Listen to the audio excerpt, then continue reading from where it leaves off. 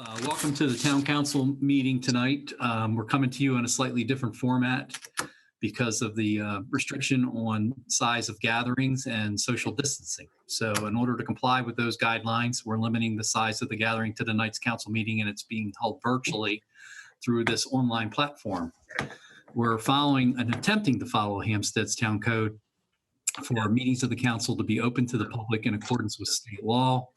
The rules of the council shall provide that the residents of the town shall have reasonable opportunity to be heard in any meeting in regard to any municipal question.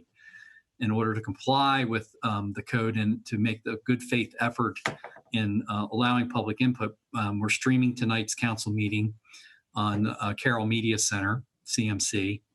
And so that'll be on channel 23, and their website is carrollmediacenter, all spelled out, .org.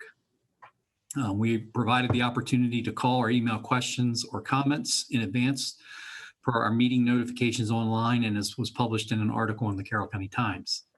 So public comments, I think public comments during the meeting, though, could be a little difficult with the live streaming because I think our Facebook page, we're having a little bit of a technical difficulty with it.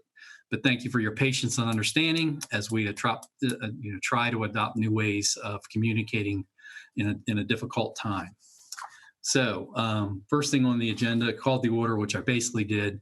The next is an opening prayer, something a little different than I usually do, but I'll offer this. Lord, in this unique time, a blessing to all the healthcare workers taking care of the sick and the first responders keeping us safe. Also a blessing to all the service people manning the checkout counters, kitchens, and those keeping the shelves stocked in the retail businesses which remain open to service. Lord, please continue to watch over Hampstead, keeping it safe and healthy. Finally, please grant the wisdom necessary for our governor and president to take the steps needed to appropriately let off social distancing policies and open our society again. Amen. Okay, so Tammi, do you want to take the roll? Blessing all the service people manning the checkout. Mayor Nevin. Here. Councilwoman Duff. Here. Councilwoman Painter. Finally, please grant the wisdom necessary for our governor and president to take the steps. Here. Councilman Ranahan, excuse me. Society again. Amen. Joe, where'd he go? Okay, so Tammi, do you? Our first flip, he dropped off. Okay, he's here somewhere. Councilman Thomas. Here. And Councilman Unglesby. Here. Here. Councilwoman. As you can see by what's going on with the video feeds, we are. Some of us I'm in town hall, Tammy's in town hall, and a conference room next to me.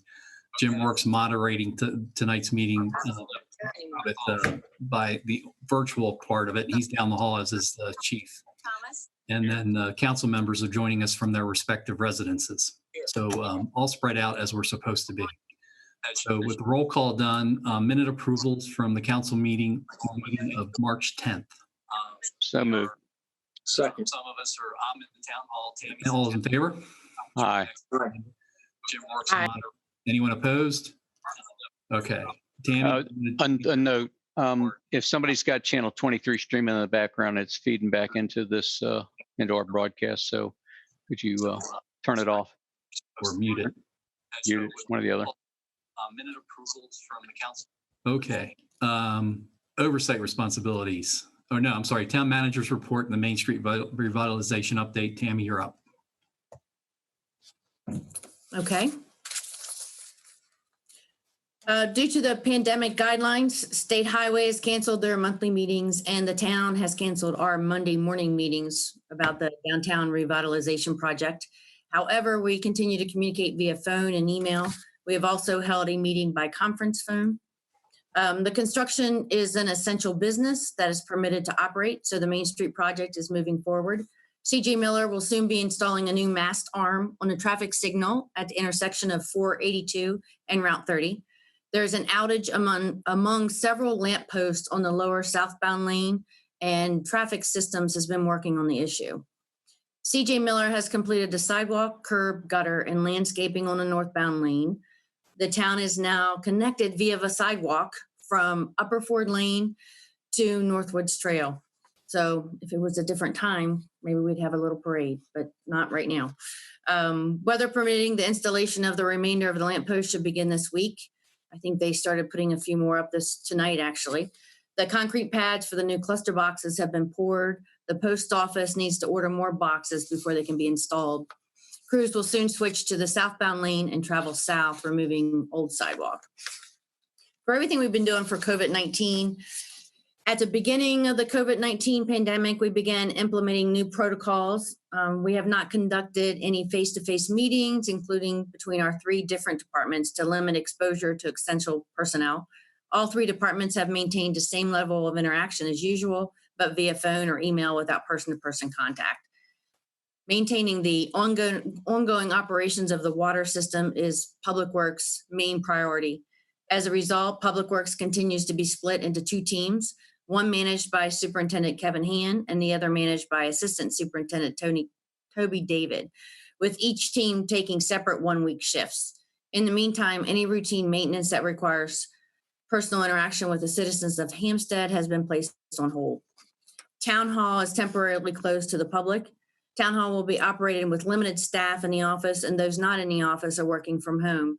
Any correspondence can be put in the drop boxes outside the building, which will be checked regularly.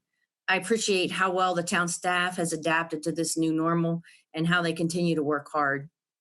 Weekly trash and yard waste pickup will continue as scheduled. Excuse me. The next scheduled bulk trash pickup is July 18th.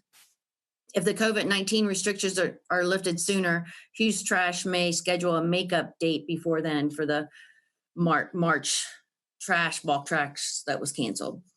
To assist our residents during these difficult times, the first quarter water billing cycle for water use from January 1st through March 31st is being delayed for 2 weeks to allow additional time to submit payment.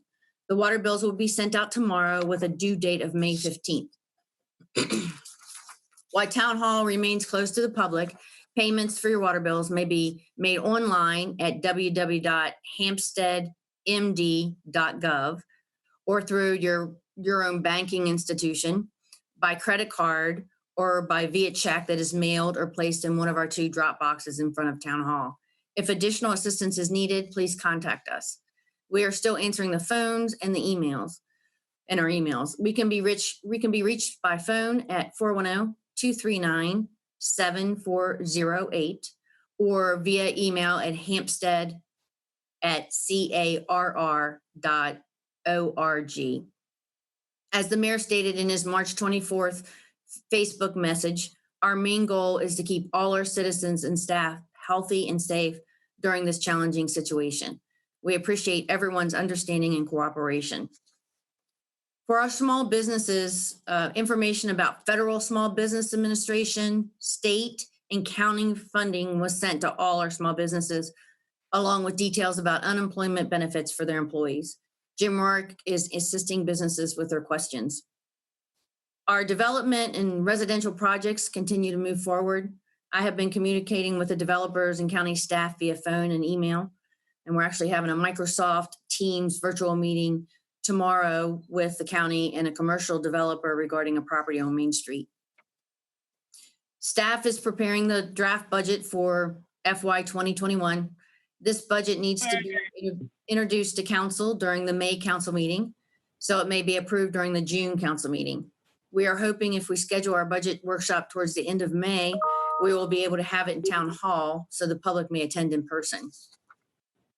And we're asking everybody, since you're home, please complete your Census 2020 information. So every home should have received an invitation to participate in the 2020 census.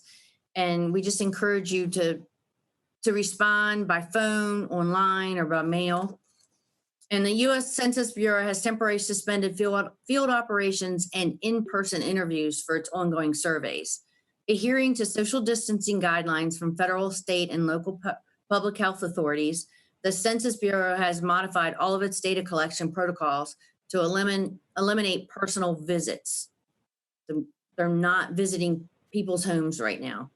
Where feasible, census field workers will call survey participants that have not completed the census questionnaire and seek to collect the necessary information over the phone. And I just want to say again, please remember that census workers will never ask for your Social Security number, bank or credit card numbers, money, donations, or your political party. And that is it. Thank you, Tammy. Any questions from the council? Tammy? I can tell you that it, obviously with all this quarantining going on and with the shutdown occurring so quickly, I think you've probably all seen articles as to impacts on budgets. So, Cheryl and Tammy and others are working on a budget that we're basically rolling down the road at about 50 miles an hour and trying to change the tire while the car's moving that fast. So definitely, I think the town of Hampstead will be fine. But there's no extras. It'll be a very basic, straightforward budget because as a result of what's happened in the last 4 weeks, there's definitely been a lot of uncertainty that's been thrown into the equation. So going to oversights, Marlene. Thank you. Before I mention, I do have an update on the farmers market, but before I mention that, I just wanted to say that I had a nice conversation earlier this afternoon with a young man named Philip Edwards from Boy Scout Troop 665. He's working on his citizenship in the community merit badge and was to discuss a current issue with an elected official. So guess what the current issue was? So we just, I referred him to the Hampstead's Facebook page, and essentially we just discussed basically what Tammy talked about in her COVID-19 wrap up of what the town is doing regarding public works and law enforcement and whatnot. So he was a very articulate young man. And Philip, if you are watching this evening, welcome. The other thing I wanted to mention is the MML essay reading contest that I always look forward to going down to Annapolis for. The project was scheduled for April the 7th, but of course it was canceled. And we learned that as of March 23rd, MML headquarters had received 200 essays from fourth graders. By this time, normally they get 2,800 essays. So that was quite a big difference in the number of essays that had been submitted.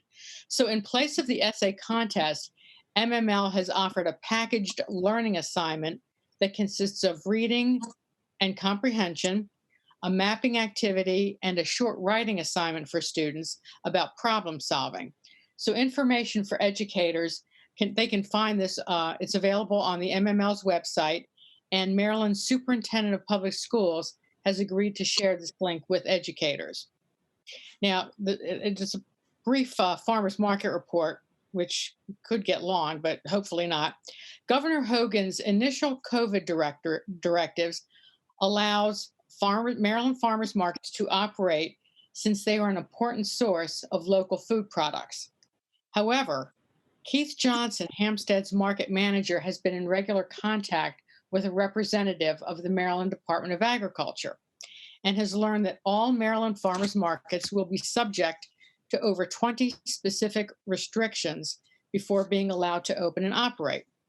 So if the restrictions are still in place by June the 6th, which is Hampstead's scheduled opening day, only vendors selling food will be allowed to participate, meaning produce, baked goods, meats, eggs, cheese, honey, and the like.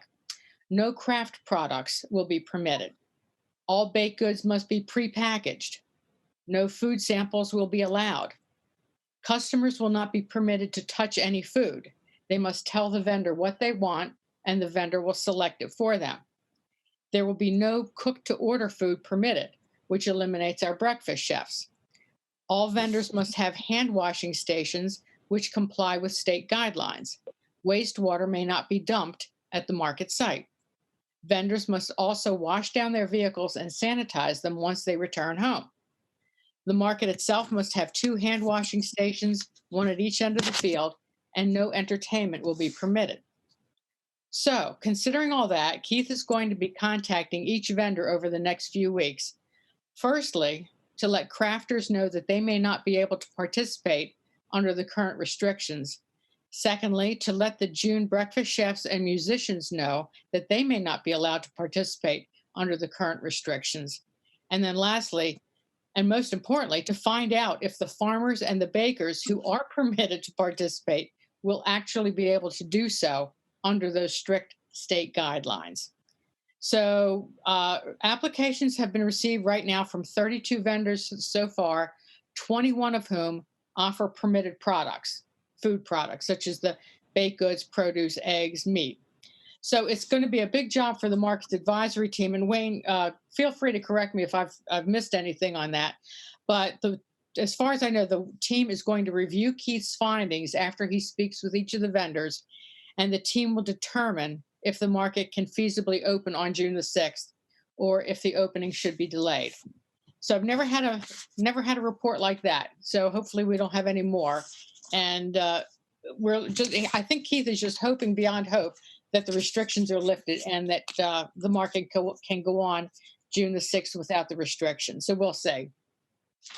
And that's it. Thank you. I'm certainly hoping that by June 6th, we're a much more normal footing, or there's going to be a lot bigger issues to deal with. All right, Wayne. Marlene, you were correct in your statements. Thank you. The Hampstead Train Station Committee is reviewing the music in the park events, trying to decide whether we should go ahead and schedule them. There's an outlay of cash that's associated with it. I think I might go ahead and apply for the permits, knowing full well that we might not be able to have the events, depending on what the restrictions are in June, July, August, and September. So that's the report for the Train Station Committee. Tree Commission had to cancel our spring planting. I offered up the trees to, I think we used 75 of them over in North Carroll Farms Section 4 to replace the trees that had perished.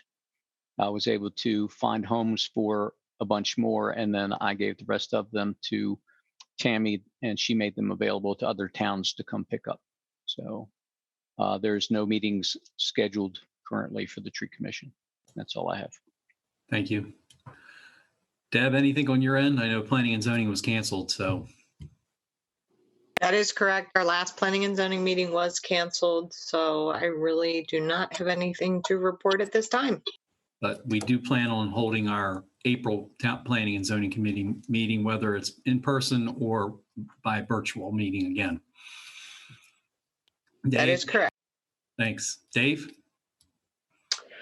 Yes, just a quick note, the MML scholarship that we put out for the Carroll County chapter is going to be the due date to have the essays and the packets into town hall, will be May 8th, 2020. Again, if a student does wish to apply for the scholarship, they can just contact their high school counselors, or they can go onto our town website, and there's a link there to apply for the scholarship. March 2020 average water usage was 331,000 gallons per day. April 2020 average water usage so far is 336,000 gallons per day. Rainfall total for March 2020 was 2.2 inches. Rainfall total so far for April 2020 is only 0.5 inches. Also, one other note is the hydrants are going to be flushed on April 22nd, starting at 9 a.m. throughout the town. So you might notice a little bit of discoloration, but that should be taken care of during the day. That's all I have. All right. Thanks, Dave. Sure. Joe, I think you've joined us again. Anything to add on parks? No, we're fine. Okay, thanks. Just so everybody knows, our parks do remain open. The patrols that have been done on them, everybody seems to be following social distancing guidelines. Not that they're in huge use, but they're, walking trails are out there, playground equipment is out there. We leave it to the parents to determine whether they think it's safe for their children to play on them. But they've been available for use, and as far as I can see, have been used, particularly the walking trails. I think that's everything on the oversights. So on to the police report. Dave? Good evening, everybody. Obviously, our report's a little different, just like everybody else's. It's been impacted by this. With reference to crashes, we have none to report. Obviously, nothing at the 482 circle for this period. The beginning of the period, we were, it was business as usual. So we did record 24 citations and 60 warnings. Once this event kicked off to the extent it is, we have stopped doing our targeted enforcement, and we have been spending our time more related towards activity that's supporting some of the current events. A lot of high visibility, a lot of checks that are being conducted in our supermarket areas, various businesses that are allowed to be open, as well as the schools. The schools have had a lot of activity relative to their current circumstances, everything from computers being distributed to the students to food distribution that now started this morning over at Spring Garden Elementary. As a result, we had 1,055 property checks of all those various entities that we've conducted during. Uh-oh.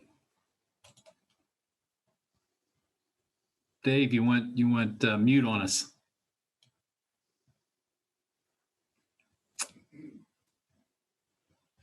Well, hopefully he gets his audio back. Right now, he apparently went into internet space. So I'll move on and I'll do my report. And if Dave is able to get connection back up, we'll let him finish it. But I mean, his team has been out there, very visible. And I think it's been appreciated by folks, and they, in less call, they're taking a very hands-off approach to all the issues. On my mayor's report, it's been an interesting time.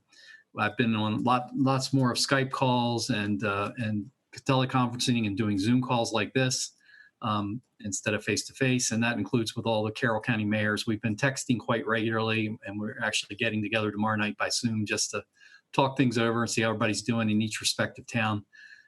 We realize we're all in this together, and then all the steps that Tammi laid out related to keeping departments separated. All those steps were taken in unison across all 8 towns. But it's always good to check in with the gentleman and see if anybody has anything else that they want to add. During this time, you are allowed to get out, and I've seen a lot of people doing that, especially on weekends for some of the restaurants in town, which have taken a real heavy hit because they haven't allowed, you can't have the sit-down restaurant open. So some have taken heavier hits than others. So to the extent you can, I urge you to carry out at these local restaurants. They've all taken the steps necessary to social distance and handle your food properly. And it's a great way to sort of break I guess at this point, now that we're in week 4, maybe the monotony of home cooked food. But, they're all doing the best they can. Some are hanging on better than others, but they're all available and would love to see you and would love to do the business, especially as the weather continues to improve. I mean, I've been in some very long lines on Friday and Saturday, but it would also be good to see, some of those lines Monday through Thursday. They definitely need the business, and all these small businesses have been impacted. I know we get online and we get Amazon, without thinking twice, but a lot of these small local businesses also have a web presence, and we should think twice about supporting them, because there are a lot of local folks who live locally and support everything that we do here locally as well. The other thing I've been doing is tracking the virus and how it's impacted Carroll County. There's a website out there, which is basically coronavirus, all one word, .maryland spelled out .gov, coronavirus.maryland.gov, which breaks out the virus tracking by county. And as of Sunday, because there was a lot of feedback from local elected leaders saying that we should have more information than just by county. And so as of Sunday, that information is now available by zip code.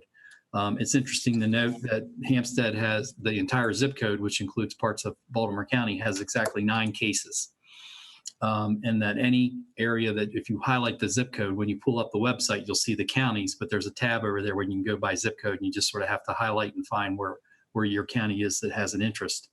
But our neighboring counties or neighboring zip codes in Finksburg and Manchester have zeros, and anybody who has less than seven or less, they don't put up the number. So, overall, our immediate area has been spared the direct impact of this, and our hearts go out to the people in these nursing homes, particularly down in Mount Airy, and the impact that it has on the elderly population. But Hampstead and environs have definitely been spared, and as long as we continue to be safe and maintain social distancing, we should be good. The other thing that I've been tracking is how many new cases and what the curve looks like, and hopefully everybody's right in that this week, it's Tuesday, April 14th. This is the week that Maryland's supposed to level off and then start decreasing at a fairly rapid pace. How can we not, if we're all doing the social distancing properly, so that by the end of April we get down to near zero?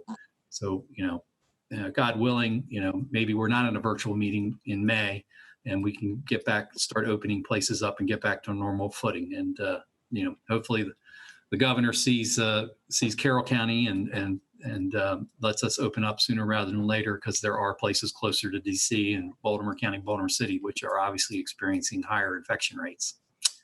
So I know that I'm on the Maryland Municipal League board, and some of the Maryland mayors have done different chats and whatnot. We have a MML board meeting at the end of April, and I think the primary point of discussion will be whether we have our MML summer conference, which happens to be the last week of June. And I certainly hope we're back to a more normal footing, and the municipal leaders could show leadership by showing it's okay to go out and it's okay to socialize again. And we can certainly do that in a summer conference. So that's my report. I don't believe we have any unfinished business. We do have one new piece of business, which is the awarding of a contract for patching of various town roads. And Tammy's going to review that briefly. We put out an RFB, number 2020-04 for paving and patching. It is for the deep mill and reconstruction of the 1900 block of Upper Ford Lane from Farmwoods Lane to the dead end. Kevin had said this road has never been paved, so it needs to be totally reconstructed. The lowest bidder was CJ Miller LLC, and their bid was $178,716, which looks like they're putting it up on the screen. So the next lowest bid was White Pie Paving for $196,581. But as far as I recommend, CJ Miller has done incredible work within the town with our Main Street project, and I would recommend awarding the bid to CJ Miller with their bid total of $178,716. So moved. So who was that? Wayne? Wayne. Second. Second by Dave. I would say just one point of clarification. It's obviously been paved at one point. It's just never been repaved, and it's quite a patchwork of different blacktop. I'm sorry. Yes, it's never been on our pavings bid. It was created as a road, but it's never been paved since it was created. Sorry about that. And that probably goes back to 1995, 96 when that road was put in. So we have a motion and a second. Any further discussion? All those in favor? Aye. Aye. Aye. Sounds like everybody's in favor. So the bid's been awarded. We don't have any other new business tonight. It's a relatively limited agenda. There's no ordinances and resolutions, and I don't believe we've had any public comment.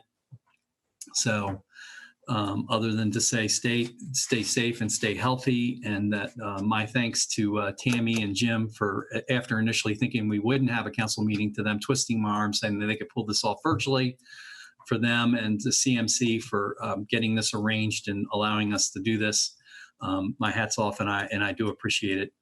My thanks to the Public Works guys. Kevin's been on this call and just being quiet, but Superintendent of Public Works, Kevin, and his team have been doing a great job keeping everything running. Dave and his crew keeping everything in order. And Town Hall, I don't think we'll ever again delay the mailing of water bills.